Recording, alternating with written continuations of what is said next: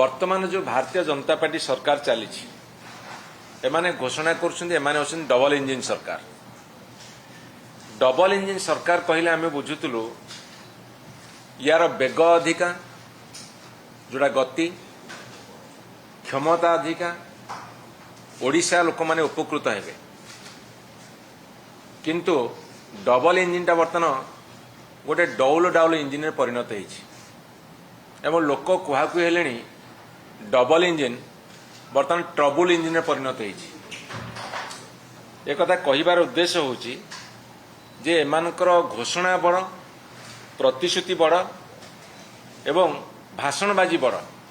जेमिति फंपा माठियार शब्द बेसी सेमिति भारतीय जनता पार्टी सरकार, दिल्ली सरकार हो, ओडिशा सरकार हो, एमानकर कथा बड़, काम छोट।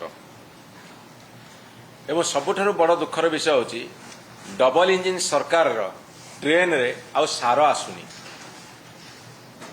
विशेषकर ट्रेन रे रैक द्वारा सार आसे, सार आसुनी, चाषी हताश एवं ए सरकार मोगाम्ब खुश एई भली भाबरे चलछि।